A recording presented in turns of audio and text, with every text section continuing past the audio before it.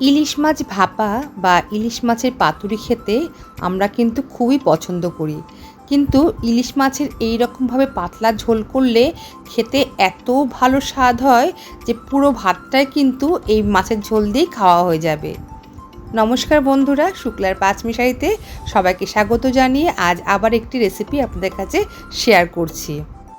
আজ আমি বেগুন দিয়ে ইলিশ মাছের পাতলা ঝোল রেসিপি আপনাদের কাছে শেয়ার করব। যে সকল বন্ধুরা রোজ আমার রেসিপিগুলো দেখছেন আপনাদেরকে অসংখ্য ধন্যবাদ, অনেক ভালোবাসা। আপনারা আমার সঙ্গে থাকবেন। তাহলে চলুন আমি রেসিপিটা শুরু করি। বন্ধুরা, আমি এখানে 4 পিস ইলিশ মাছ নিয়েছি।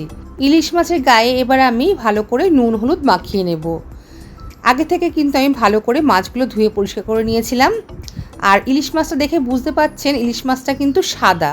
ইলিশ মাছ ভালো চেনার উপায় হচ্ছে, ইলিশ মাছ কাটার পর যদি দেখেন মাছের গাগুলো এরকম সাদা হয় তাহলে বুঝবেন মাছটা ভালো মাছ। তো এই মাছের স্বাদটাও কিন্তু ভীষণ ভালো ছিল। এই গরমের সময় এত ভালো ইলিশ মাছ পেয়েছি মানে ভাবতেও পারিনি। তো যাই হোক বন্ধুরা, খুব ভালো করে নুন হলুদ মাখিয়ে আমি 10 মিনিটের জন্য রেখে দেব। আর যে সকল বন্ধুরা আজ নতুন আমার ভিডিও দেখছেন আপনাদেরকেও অসংখ্য ধন্যবাদ, আপনারা আমার সাথে থাকবেন।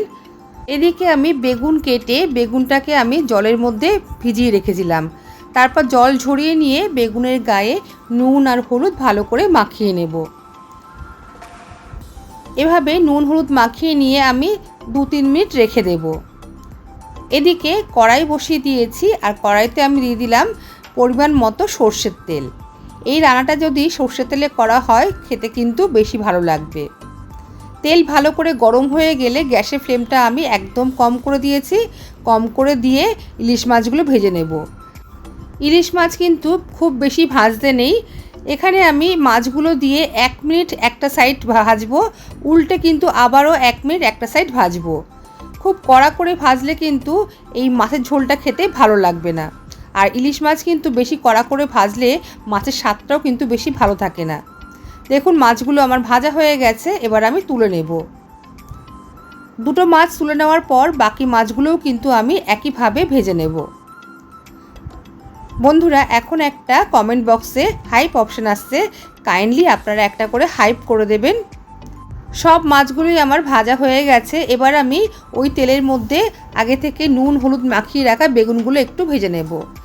গ্যাসের ফ্লেম লো টু মিডিয়ামে দিয়ে 2 থেকে 3 মিনিট উল্টে পাল্টে বেগুনগুলো ভেজে নেব। খুব কড়া করে কিন্তু বেগুনগুলো ভাজতে হবে না। বেগুনের গায়ে হালকা ভাজার রং চলে আসলে কিন্তু তুলে নিতে হবে। সব বেগুনগুলো আমি তুলে নিলাম। এদিকে একটা মশলা বানিয়ে নেব, সেই জন্য বাটির মধ্যে নিয়ে নিলাম পরিমাণ মতো হলুদ, আর এখানে দিয়ে দিলাম আমি 1/2 টিস্পুন মতো কাশ্মীরি লাল লঙ্কার গুঁড়ো।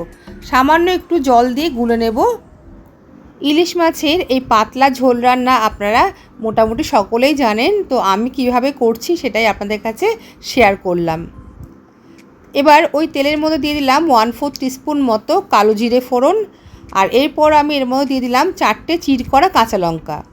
এই রান্নাটা কিন্তু আমি কাঁচা লঙ্কাতেই রান্না করব, এর মধ্যে কিন্তু কোনো ঝাল লঙ্কার গুঁড়ো ব্যবহার করব না। এবার যে মশলাটা গুলে রেখেছিলাম সেই মশলাটা দিয়ে দিলাম। এবার মশলা দিয়ে সমানে কিন্তু একটু নাড়িয়ে নেব। 2 মিনিট মতো মশলাটাকে ভালো করে কষিয়ে নেব। যেহেতু জল দিয়ে আগে গুলে রেখেছি সেই জন্য কিন্তু মশলাটা পুড়ে যাওয়ার কোনো চান্স নেই। 2 মিনিট ভালো করে কষিয়ে নেওয়ার পর আমি এখানে দিয়ে দিলাম পরিমাণ মতো জল। ঝোলের পরিমাণ আপনারা যেভাবে রাখবেন সেই অনুযায়ী কিন্তু জলের পরিমাণটা দেবেন। দিয়ে দিলাম এবার স্বাদ মতো নুন। নুন দেওয়ার পর আবারও একটু নাড়াচাড়া করে দিলাম। ঝোলটা এবার আমি 2 মিনিট মতো ফুটতে দেব। 2 থেকে 3 মিনিট ঝোলটা ফুটিয়ে নেওয়ার পর আমি এর মধ্যে দিয়ে দেব আগে থেকে ভেজে রাখা মাছগুলো। মাছগুলো দেওয়ার পরেও কিন্তু আমি আবারও 2 মিনিট মতো ভালো করে ফুটিয়ে নেব। ইলিশ মাছ বেগুন দিয়ে একবার এইভাবে রান্না করে দেখবেন, খেতে কিন্তু অপূর্ব স্বাদ হয়। মাছগুলো দেওয়ার পর 2 থেকে 3 মিনিট আমি ঢাকা দিয়ে কিন্তু একটুখানি রান্নাটা করে নেব। প্রায় 2 থেকে 3 মিনিট পর্যন্ত আমি ঢাকা দিয়ে রান্নাটা করেছি। এবার দেখুন আমি ঢাকাটা খুলে দিলাম। খুলে দেওয়ার পর আগে থেকে যে ভেজে রাখা বেগুনগুলো ছিল সেই বেগুনগুলো এবার ঝোলের মধ্যে দিয়ে দেব। বেগুনগুলো যেহেতু আগে থেকে একটু ভাজা ছিল সেই জন্য কিন্তু সেদ্ধ হতে সময় লাগবে না। বেগুন দিয়ে এবার আমি আবারও 4টে চিড় করা কাঁচা লঙ্কা দিয়ে দিলাম। ঝালের পরিমাণটা কিন্তু আপনারা নিজেদের মতো করে দেবেন। লঙ্কা দিয়ে আর বেগুন দেওয়ার পর আবারও আমি ঢাকা দিয়ে 3 থেকে 4 মিনিটের জন্য রান্নাটা হতে দেব। গ্যাসের ফ্লেমটা এই সময় আমি একদমই কিন্তু কম করে রেখেছিলাম। এবার গ্যাসের ফ্লেম একদম জোরে দিয়ে 20 থেকে 30 সেকেন্ডের মতো ভালো করে ফুটিয়ে নেব। ফুটিয়ে নেওয়ার পর আমি গ্যাসের ফ্লেম অফ করে দিয়ে ঢাকা দিয়ে রেখে দেব। তাহলে বন্ধুরা তৈরি হয়ে গেছে ইলিশ মাছের পাতলা ঝোল। খেতে কিন্তু অপূর্ব স্বাদ হয়েছিল। বেগুন দিয়ে ইলিশ মাছের এই রকম পাতলা ঝোল রান্না করলে কিন্তু পুরো ভাতটাই এই মাছের ঝোল দিয়েই খাওয়া হয়ে যাবে, আর কোনো কিছু কিন্তু সঙ্গে লাগবে না। তাহলে বন্ধুরা আজকের এই ইলিশ মাছের পাতলা ঝোল রেসিপি আপনাদের কাছে কেমন লাগলো অবশ্যই কিন্তু জানাবেন লাইক কমেন্টের মাধ্যমে। আপনাদের একটা লাইকের জন্য কিন্তু আরও অনেক বন্ধুরা আমার এই রেসিপিটা দেখার সুযোগ পাবে। তাহলে বন্ধুরা আজ এই পর্যন্তই, আসবো আবার অন্য কোনো রেসিপি নিয়ে। সবাই ভালো থাকবেন, সুস্থ থাকবেন। সবাইকে আজকের মতো টাটা।